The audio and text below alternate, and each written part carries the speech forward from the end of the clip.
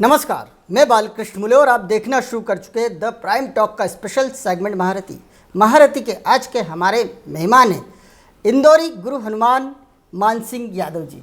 Mansingh Yadav ji Bharatiya Janata party खेल प्रकोष्ठ के नगर संयोजक हैं, साथ ही विश्व विजेता सुशील कुमार पहलवान कुश्ती एकेडमी के अध्यक्ष भी। इसी के साथ उदय युवा खेल एवं सांस्कृतिक समिति के अध्यक्ष भी। मानसिंह जी, आपका ढेर सारा स्वागत है। आपका कृतित्व हम लगातार पिछले 3 दशक से देखते आ रहे हैं, खास तौर से कुश्ती के क्षेत्र में, सामाजिक क्षेत्र में और यूँ कहें कि राजनीति के क्षेत्र में भी। कई बार तो आप गुनगुनाते हुए भी सुने जाते हैं सोशल मीडिया पर।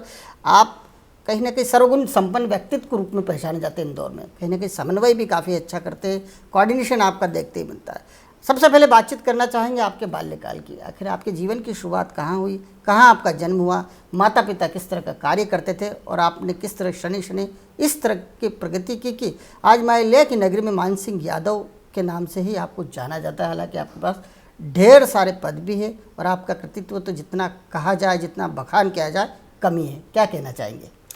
बहुत बहुत धन्यवाद मुले जी। सबसे पहले तो मैं आपके चैनल का धन्यवाद अदा करता हूँ कि आप लोगों ने हमें इस काबिल समझा कि आज आपके चैनल के माध्यम से मुझे अपनी बात बताने का मौका मिल रहा है। मैं दरअसल महू का रहने वाला हूँ। ओके। महू में गायकवाड़ धारनाका में मेरा जन्म हुआ और 1 साल की उम्र से ही मैं यहाँ मामा के पास रहने लगा इंदौर में।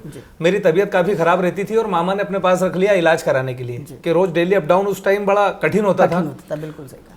तो उन्होंने सोचा कि यहीं से रेगुलर इसका इलाज हो जाएगा और यहाँ रह जाएगा। तो ऐसे में इंदौर में ही बस गया। यहीं मैंने पढ़ाई करी, 12वीं तक मैं पढ़ा हूँ। छोटी ग्वालटोली इंदौर में रहा हूँ। और चूंकि इंदौर में जहाँ मैं रहता था वहाँ कुश्ती के बहुत सारे पहलवान थे। बिल्कुल सही। और कुश्ती सीखते थे। पास ही विजय बहादुर व्यायामशाला करके एक अखाड़ा था जो पूरे देश में और दुनिया में जाना जाता है। बिल्कुल सही कहा आपने। तो उसी अखाड़े में कई पहलवान थे जो अपनी गली मोहल्ले का नाम, अपने शहर का नाम प्रदेश में रोशन कर चुके थे। उनको देखकर मेरा भी मन हुआ। जैसे जब बचपन में खेलने कूदने की उम्र होती है उस वक्त हम अट्रैक्ट जल्दी होते हैं किसी चीज़ से। बिल्कुल सही बात है। और मैं चूंकि स्पोर्ट्स पर्सन रहा हूँ, बचपन से मेरे दिमाग में स्पोर्ट्स था, तो मैं उनको देख के काफ़ी प्रभावित हुआ और मैं भी अखाड़े जाने लगा। अखाड़े जाते हुए मैंने खूब मेहनत की, खूब कसरत की, जैसे सभी पहलवान करते हैं। बिल्कुल। लेकिन मेरे दिमाग में शुरू से जैसे ऐसा मुझे लगने लगा कि यार इसको बहुत अच्छे से किया जा सकता है। बिल्कुल सही बात। तो जो हम पहलवान बनते हैं इनको अच्छा मंच दे सकें, क्योंकि पहलवान तो बहुत होते थे करने के लिए लेकिन मंच नहीं होते थे। बिल्कुल सही कहा आपने। जब वो पहलवानी करते थे तो उनको अच्छा माहौल नहीं मिल पाता था, अच्छे पुरस्कार नहीं मिलते थे, अच्छी जगह पे कुश्ती नहीं होती थी। कुश्तियाँ ऐसे होती थी, जब मैं दंगलों में जाता था तो ऐसा देखता था कि कुछ लोग नारियल रखते थे इनाम में। बिल्कुल सही। या लोटा गिलास रख देते थे, कटोरी रख देते थे। और वो पहलवान बहुत मशक्कत के बाद, अपनी सालों की मेहनत से पहलवान बनने के बाद, वहां पर अपनी खूब मेहनत करके अपना पूरा दमखम लगाने के बाद उस नारियल को जीतता था या वो कटोरी गिलास लोटे को जीतता था। चलो ये भी माना जाए कि हमारी संस्कृति में नारियल देना शुभ माना जाता है, तो हम नारियल को शुभ मान लेते हैं। लेकिन लोटा गिलास बर्तन थाली देना, और फिर वो जो लोग ऐसा करते थे उनका कोई ना कोई स्वार्थ होता था उस दंगल को कराने में। वो राजनीति करते थे, बिल्कुल सही, या वो कुछ लोग चंदाखोरी करते थे और वो कैसे भी करके पहलवानों की कुश्ती करा के उसको टाल देते थे। तो ये सब चीजें जो है आपने भी जिनका बखान किया है, ये वाकई आपको टीस देती थी? बहुत तकलीफ होती थी मुझे। और मैं भीड़ में खड़े खड़े, जहाँ मेरी उम्र के लोग तालियां बजाते थे, उत्साहित होते थे जीत पे और हार में दुखी हो जाते थे अपने पहलवान की, लेकिन उस वक्त मैं खड़े खड़े भीड़ में सोचता था कि ऐसा कुछ करना होगा जिससे इन पहलवानों को अच्छा सम्मान मिले, अच्छा मंच मिले, उन्हें अच्छा इनाम मिले जो इनके काम आए। एक गिलास से ये क्या कर सकते हैं? ये घर ले जाके जब गिलास देंगे तो उस दंगल का स्वरूप जब ये दूसरों को दिखाएंगे कि आज मैंने गिलास जीता, तो दूसरा गिलास नहीं जीतना चाहेगा। लेकिन ये कुछ बड़ा इनाम बोलेंगे कि जैसे आज मैंने मोटरसाइकिल जीती, बिल्कुल सही कहा, मैंने आज कार जीती। जब ये ऐसा किसी को बोलेंगे या ऐसा प्रदर्शित होगा मीडिया के माध्यम से, तो दूसरे लोग भी आकर्षित होंगे। बिल्कुल। आपने सबसे पहला दंगल कौन सा कब कराया? क्योंकि मैंने ये पाया है कि जिस तरह से दिल्ली के गुरु हनुमान के शिष्य ढेर सारे हैं और बड़े बड़े नामचीन पहलवान है। जैसे बात करें तो महाबली सतपाल जी की बात करें, करतार जी की बात करें, इन्होंने देश दुनिया में कुश्ती का परचम लहराया है और खूब जमकर नाम कमाया। इंदौरी गुरु हनुमान की यदि बात की जाए या फिर चर्चा की जाए तो आपका नाम मानसिंह यादव जी का नाम सामने आता है। पहला दंगल कब, किन परिस्थितियों में करा और किस तरह का आयोजन था? पहला दंगल हमने कराया, इंदौर का एक बहुत यादगार दंगल था जी। जो लोग कुश्ती को समझते हैं या मेरी बात को अभी आपके चैनल के माध्यम से सुनेंगे तो वो इस बात को मानेंगे और वो अपने लोगों को भी बताएंगे कि वाकई जब इस दंगल की बात होगी तो वो अभी सुन के भी लोगों को सुनाएंगे कि क्या दंगल हुआ था, अगर उनको ये याद आ जाएगा वो दृश्य। मैंने पहला दंगल कराया था, विजय मिश्रा पहलवान थे, हैं अभी बहुत अच्छे पहलवान, 74 किलो वजन वर्ग के पहलवान थे और 74 किलो वजन वर्ग के होते 100 सवा सौ किलो के पहलवानों को थका के चित करने में माहिर थे। बहुत बड़ी बात। मैं उनकी इस शैली से बहुत प्रभावित रोमांचित हूं मैं आपकी कई बात से। और देश के दिग्गज पहलवान जैसे कि नरसिंह यादव, उनसे उनका मुकाबला महाराष्ट्र में हुआ था। ऐसा मुकाबला महाराष्ट्र में उन्होंने लड़ा था कि दोनों पहलवानों ने कुश्तियां लड़ी थी और कुश्ती लड़ने के बाद एक इस तरफ गिर गया था और एक इस तरफ गिर गया था और दो रेफरी थे, एक ने इसका हाथ उठा दिया था और एक ने उसका हाथ उठा दिया था। यानी कितना रोमांचक मुकाबला होगा। तो ऐसे विजय मिश्रा पहलवान जो देश के पहलवानों को टक्कर देते थे, मैंने उनकी कुश्ती कराई थी इंदौर के ही अशोक यादव पहलवान से, जो 74 किलो वजन वर्ग में सीनियर राष्ट्रीय कुश्ती प्रतियोगिता में पदक जीत चुके थे। वो मुकाबला इतना यादगार मुकाबला था कि जैसे रुए खड़े हो गए थे देखने वालों के। बिल्कुल सही। और ऐसा लग रहा था कि अगर 1 रुपया गिर जाए तो खनकने की आवाज आ जाए, इतनी खामोशी हो गई थी। साइलेंट जोन में मुकाबला। बलराम यादव और निरंजन वर्मा की कुश्ती कराई थी, जो उस वक्त के फुल फॉर्म के उभरते हुए दो पहलवान थे।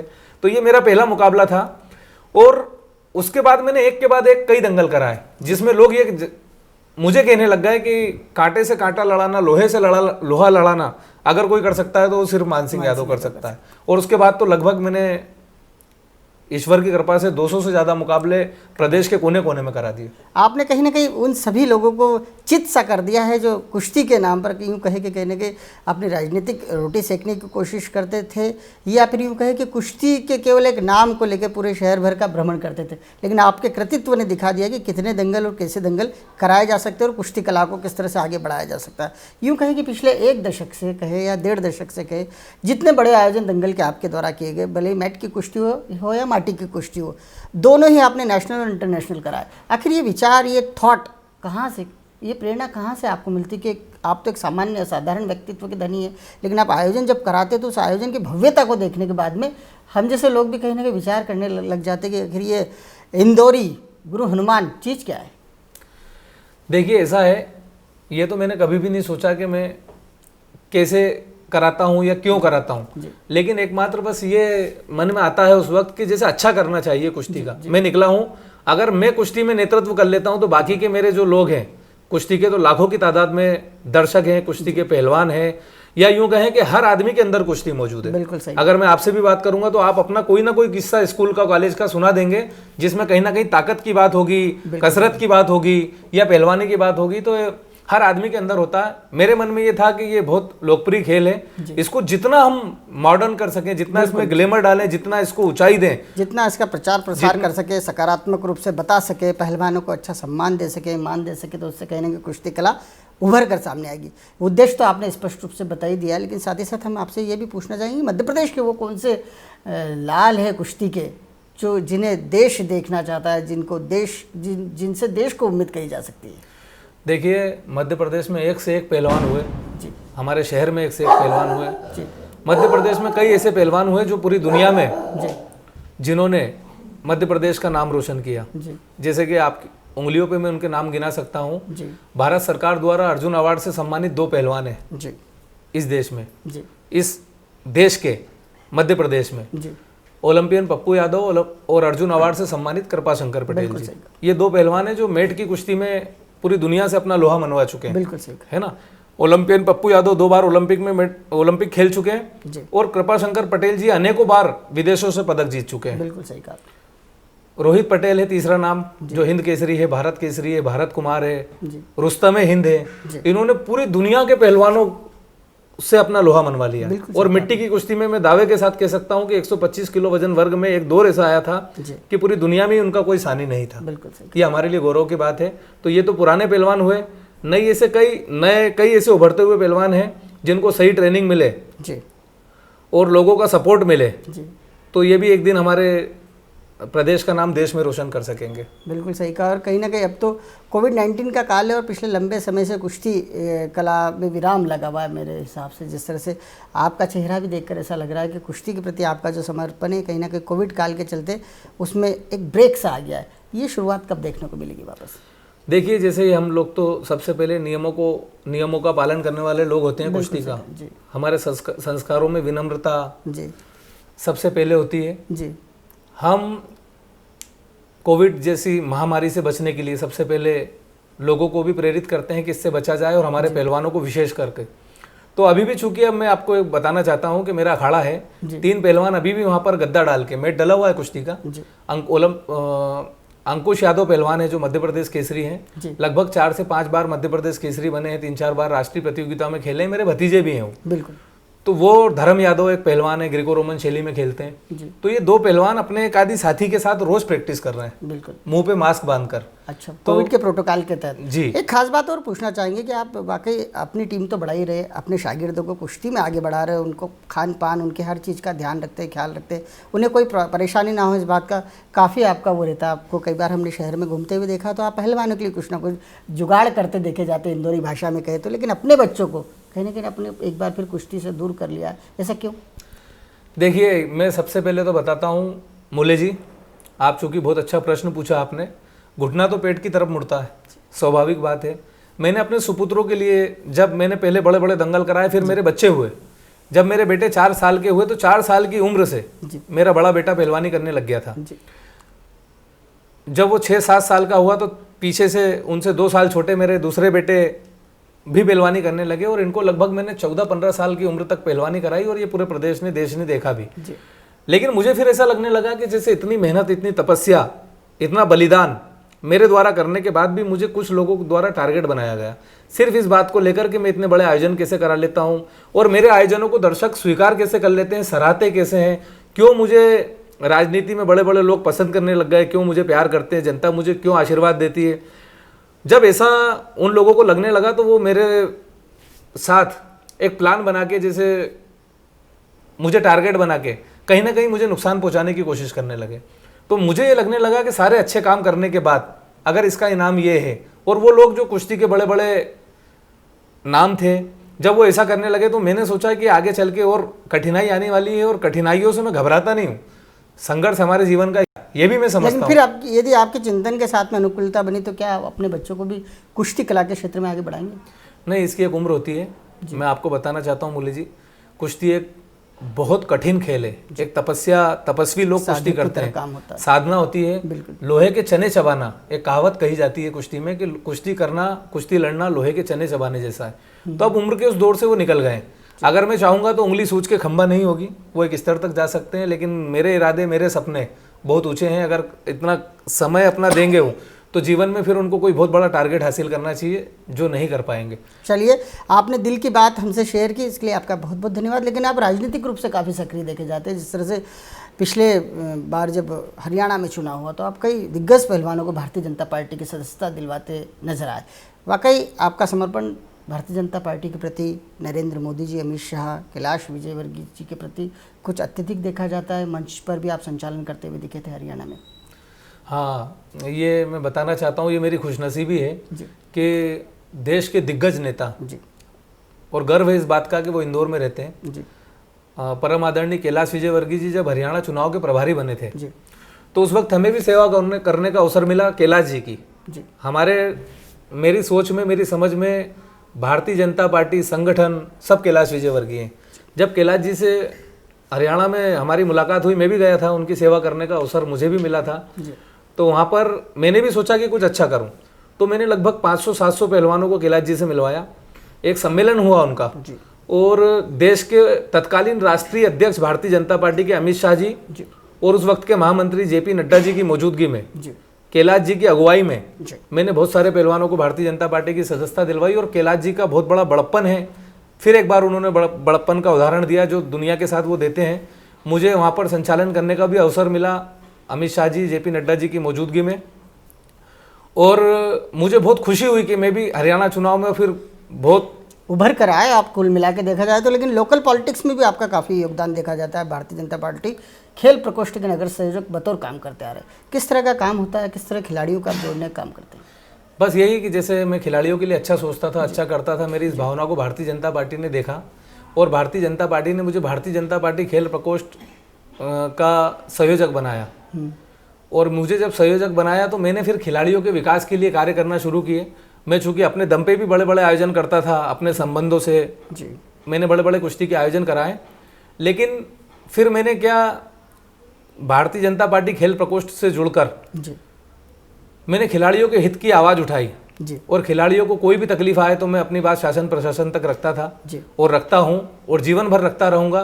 भारतीय जनता पार्टी का मैं बहुत बहुत धन्यवाद देता हूँ कि हमेशा मेरी आवाज़ को उन्होंने सुना, मेरी बात को माना और खिलाड़ियों के हित में हमेशा वो मेरे साथ कंधे से कंधा मिलाकर अपने लोग खड़े कर देते थे। आप कई बार बड़े बड़े पहलवानों को इंदौर लेकर आए, सुशील कुमार जी के अलावा भी अन्य पहलवानों को भी, जैसे पुनिया जी की बात की जाए और बाकी अन्य जो अंतर्राष्ट्रीय स्तर पर कुश्ती का जौहर दिखाते, किस तरह इनसे कोऑर्डिनेशन कर पाते, किस तरह इन्हें समझा पाते कि आप हमारे शहर चलिए, माहिल्या की नगरी चलिए, आए कुश्ती का इतिहास हुआ करता था, लेकिन यदि आप आएंगे तो हो सकता है कि नई जनरेशन कुश्ती को और आकर्षित हो। देखिए मूले जी, मैंने बड़े बड़े कुश्ती के आयोजन कराए हैं और यही वजह रही कि ये सारे जितने पहलवान हैं, जितने भी, इनसे मेरे संबंध हो गए। बात हो विश्व विजेता सुशील कुमार पहलवान की, बात हो ओलंपियन योगेश्वर दत्त की, विश्व विजेता बजरंग पुनिया की, नरसिंह यादव की, अमित दहिया की, हमारी जो बहन है जिन्होंने ओलंपिक में पदक जीता, साक्षी मलिक की, गीता फोगट, बबीता फोगट, ये सब कुश्ती के बड़े नाम हैं। जब ये मेरी भावनाओं को देखते हैं, ये सुनते हैं, बड़ा आजकल तो सोशल मीडिया के माध्यम से सबको पता चल जाता है कि मेरी कुश्ती में क्या एक्टिविटी है और पूरे देश में ईश्वर की कृपा से मेरा इस मामले में सबसे अव्वल दर्जे पे नाम है। बिल्कुल सही कहा। पहला प्यार जो कहा जाए, पहला प्रेम जो कहा जाए, कहीं ना कहीं कुश्ती मानसिंह यादव का। लेकिन मानसिंह यादव जी की ज़िंदगी जो है पूरी तरह से फिल्मी है। जिस तरह से आपकी शुरुआत हुई, महू गांव में पैदा हुए, इंदौर जैसे शहर में आके पले बड़े, और वो भी क्यों, तो बोले एक बीमारी थी और उस बीमारी से अपने आप को बचाना था और इलाज के लिए इंदौर में आए। और आज एक बड़ा नाम, कहीं ना कहीं मध्य प्रदेश के साथ साथ आपको देश भर में आपकी पहचान होती है। फिल्मों को भी देखना काफ़ी पसंद करते हैं, बड़ा इंटरेस्ट लेते हैं। आखिर क्या है ज़िंदगी आपकी? मैं ये 2 लाइन से बता देता हूँ कि जहर मिले अमृत धारा, सारा सागर पी लेते हैं और जीवन से क्या नुक्ताचीनी, हंसते गाते जी लेते हैं। बिल्कुल, बहुत अच्छे गायक भी, आपको सुना भी दीजिए। हाँ नहीं, जैसे ये किसी महफिल में आप जैसे मैं सुना दीजिए एक लाइन कंक्लूजन के लिए। बहुत अच्छा गाते हैं, हमने सुन लिया आपको एफबी पे। मैं 2 लाइन आपको सुना देता हूँ। हालांकि बगैर इंस्ट्रूमेंट के गाना मेरे लिए मुश्किल होता है, लेकिन फिर 2 लाइन में इंस्ट्रूमेंट की जरूरत नहीं होती। चलती है लहरा के पवन के साथ सभी की चलती रहे, लोगों ने त्याग दिए जीवन के प्रीत दिलों में पलती रहे, के प्रीत दिलों में पलती रहे। दिल वो दिल है जोरों को अपनी धड़कन देता है, मधुबन खुशबू देता है, सागर सावन देता है, जीना उसका जीना है, जोरों को जीवन देता है। क्या बातें, संदेश भी साथ में था इस गायन में आपके कि कहीं ना कहीं जीना उसी का जीना है जो औरों को भी जीवन देता है। मानसिंह जी, आप बेहद प्रतिभाशाली व्यक्तित्व है, बहुत ऊर्जा से भरे रहते हैं। हालांकि आप महज 41 साल के हैं और मुझे लगता है कि अभी आपको बहुत कुछ काम करना बाकी है। 43 साल की उम्र में कहा यूँ भी जाता है कि व्यक्ति का कहीं ना कहीं भाग्योदय होता है और आपका भी भाग्योदय होने वाला है। आप जल्द जल्द इसी तरह आगे बढ़ते रहे, समाज की सेवा करते रहे, कुश्ती की सेवा करते रहे, कुश्ती के पहलवानों को मंच प्रदान करता रहे। द प्राइम टॉक आपको ढेर सारी शुभकामनाएं देता है। आपने हमसे बात करी, एक महारथी बतौर बात की, इसके लिए बहुत बहुत धन्यवाद। नमस्कार। बहुत बहुत धन्यवाद मूले जी।